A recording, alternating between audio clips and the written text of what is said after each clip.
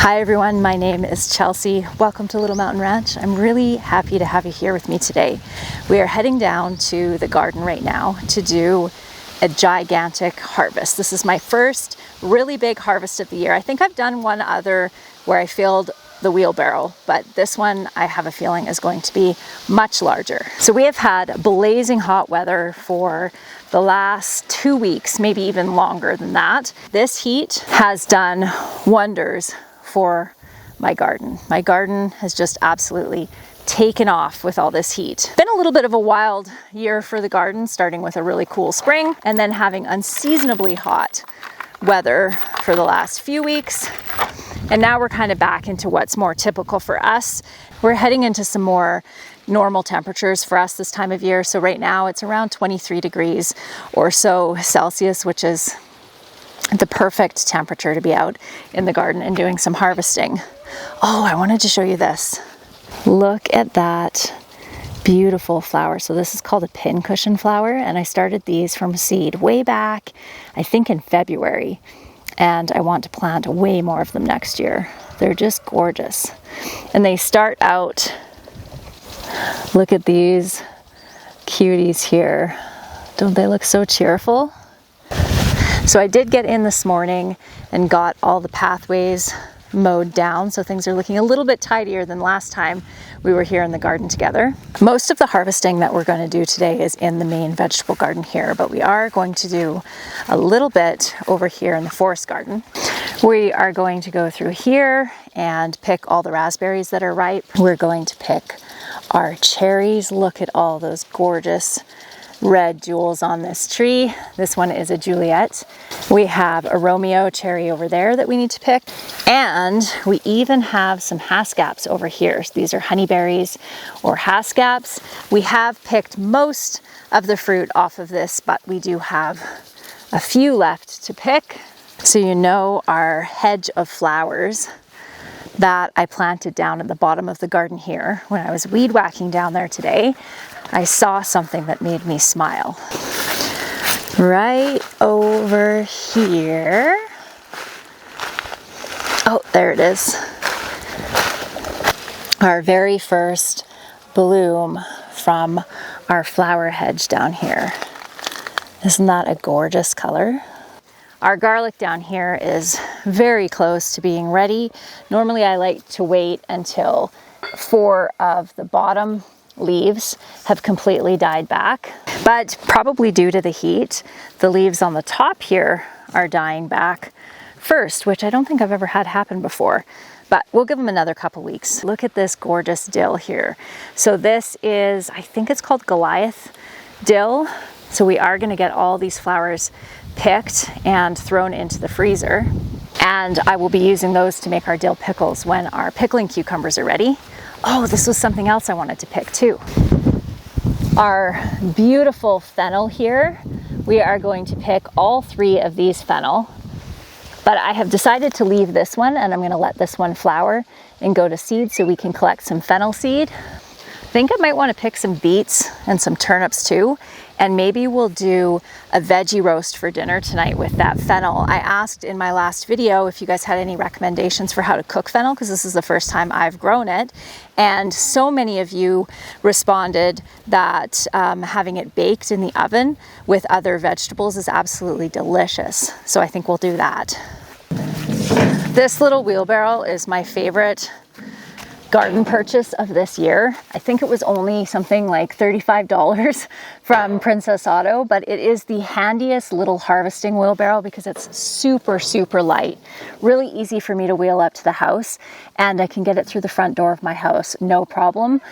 He thought it was really funny the other day because he came in and there was a wheelbarrow sitting in the middle of the kitchen with all my produce in it. But it made it so easy and so convenient, so we're probably going to do the same thing today. We are going to start over here with harvesting some of our broccoli heads, and we have fairly small broccoli heads this year, just with the weather that we've had, the really cold spring and then the heat. We are not going to end up with super large broccoli heads, but that's all right. Still looks beautiful and it will taste just delicious. This is that soil that we collected up from the area that we're doing the pond, we found this really rich soil there. And so I threw some in a pot and threw an extra cauliflower plant that I had into that soil. And I was just curious to see how it would grow in that soil. And as you can see, it sent up this little tiny head here. So that's not going to get any bigger. So we'll just pop that off there. And we'll actually just pull this right out of here. And we'll throw that into the compost pile. Yeah, you know what? I have never seen my broccoli grow like this before. Check this out. Can you see how there's the big buds on the top here? And then there's these little tiny ones inside. I've never seen that before. Normally they all kind of develop at the same time.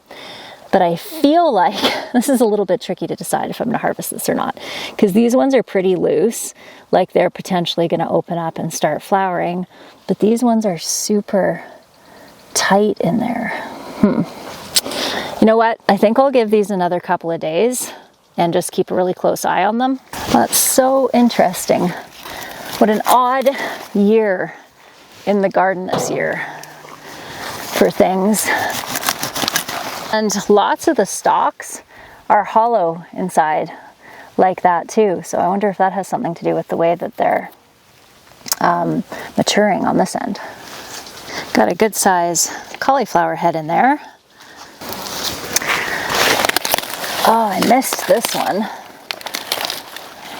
That is not the most attractive looking cauliflower in the world, is it? But I can still pull some good florets off of here. So we have some of these Napa cabbages here. So I'm definitely going to pull these off. What's been really awesome about this year though, is we have not had a single cabbage moth this year, which is fantastic. So there we go. We can have that for dinner tonight.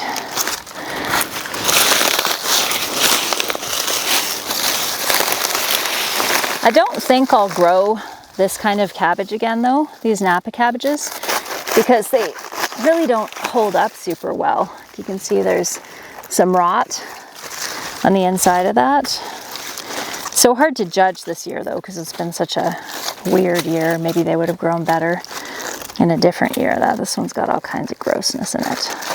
So most of the outside leaves on these are just looking kind of nasty, but the inside still looks good. That one's not too bad.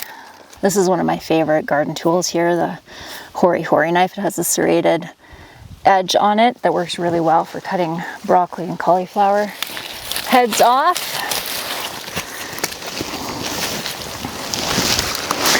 This is definitely going to be my worst broccoli and cauliflower year, that's for sure. It's a nice looking kohlrabi there. Yeah, we'll definitely do a veggie bake because we can throw some of these in there too. Be delish. This actually got a split in it, but it doesn't look like it was over mature and it's split like that. It actually looks like maybe I stepped on it or something like that and broke this edge off. I have been feeling like the harvest season has just seemed to take an extra long time to come this year, but now that it's here, it feels like it came all at once. And now everything's ready all at once. Definitely going to be harvesting peas in the next few days. Look at the pickling cucumbers, my friends. This makes me quite happy.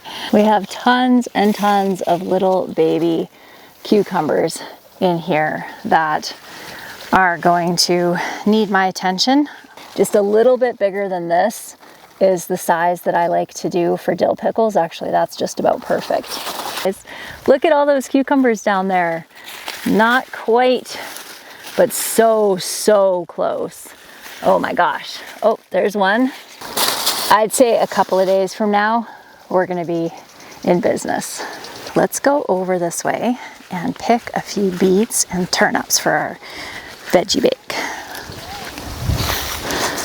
Okay, these ones with the light tops are my golden beets. They're just little tiny beets right now. There we go. Cylindra never lets me down.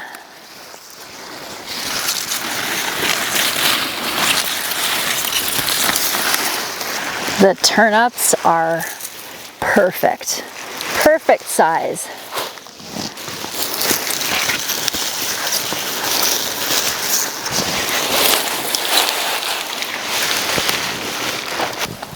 Let's pick a couple of garlic heads to add to our bake. Ooh. Oh my goodness, look at that beauty. Nice size bulb there. This one is a Susan Delafield, is I think the name of that one. Let's try.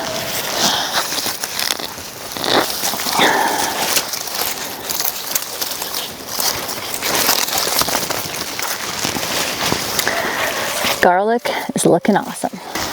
Fennel.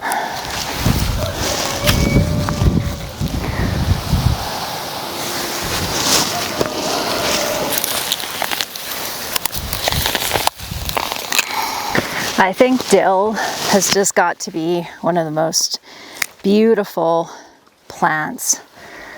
I just love it.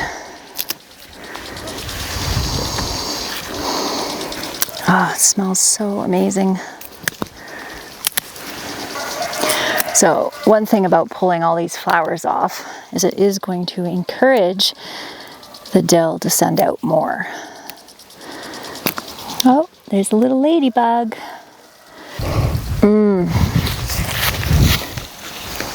We are starting to fill up our wheelbarrow, or not starting to, it's just about full. So this is German chamomile. So what my plan is with these is I'm going to freeze dry these for tea for the winter. Just beautiful. So this is just 2 plants that I started back. I actually started these too early. I started them, I think, in March. Definitely could have waited a little bit longer. Just gotta watch for the bees.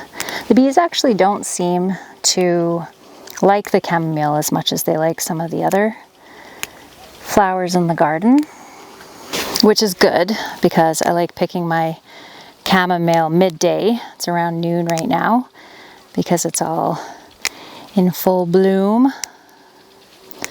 But that's also when the bees are out and active too. I just kind of rake the plant with my fingers like this and then close them and then just pull up gently. And the flower heads just pop off. Oh, that breeze is nice. Having this shift in weather is lovely. I shared with you in my last video about this bed and how it has been completely taken over by mint. I do have a plan to solve that for next year. So for this year though, I am just going to harvest some and we will add that to our winter tea blend. We'll get enough mint here to fill out a tray because we'll have our chamomile, but there's not quite enough there to fill a tray in the freeze dryer. So we'll top it off with some mint. Mint, I do appreciate you and I do love you, but why must you be quite so pushy? Now we have a whole bunch of basil to harvest. Did I show you the sunflowers are starting to bloom in the high tunnel? So last year I had sunflowers in here and they're hybrids from the sunflowers I've been growing over the years. I ended up with some teddy bear heads, so dwarf teddy bear heads on some of these gigantic sunflowers, and I'm excited to say that we have another one of them. I just think they're so beautiful this year. That's great. And this one has lots of heads coming off the side of it.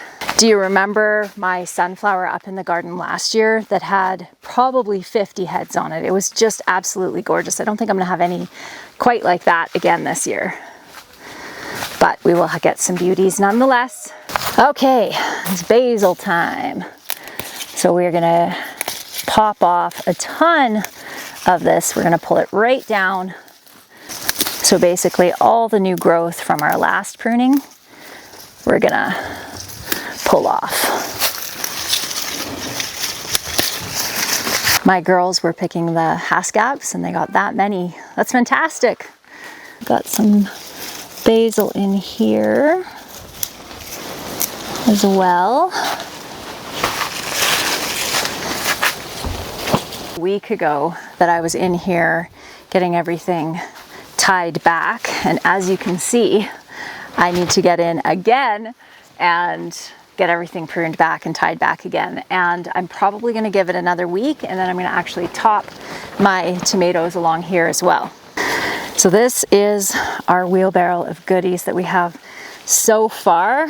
So we have our berries down there, our basil, our dill, all the gorgeous food that we're going to turn into a yummy supper for tonight. I know what else I wanted to pick. Some of our calendula, and I will have to be a little bit more careful in here because the bumblebees do like these. So I'm going to freeze dry these as well, and I'm going to use these in my soap and my creams and things like that come fall.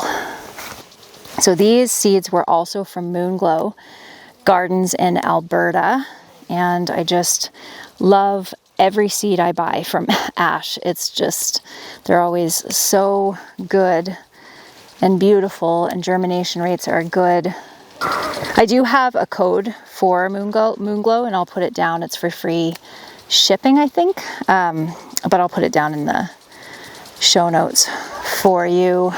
I know it's not really seed ordering time of year, but you can hold on to the code for when you do want to order your seeds. I feel like I'm holding sunshine. Look at that. This is such a beautiful little tree. The Romeo and the Juliet cherries are such good cherries for a northern garden because they're super hardy. And they make the best pie filling ever.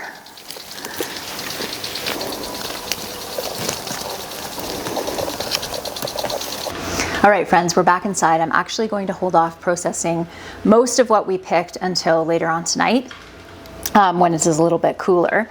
But I did roast up some of the veggies because I really wanted to share with you my first impressions of the fennel. All I've done is chopped up a whole bunch of veggies. I also added some potatoes and some carrots to it, roasted it in the oven for around 30 minutes at 400 degrees with some olive oil, a little salt and pepper.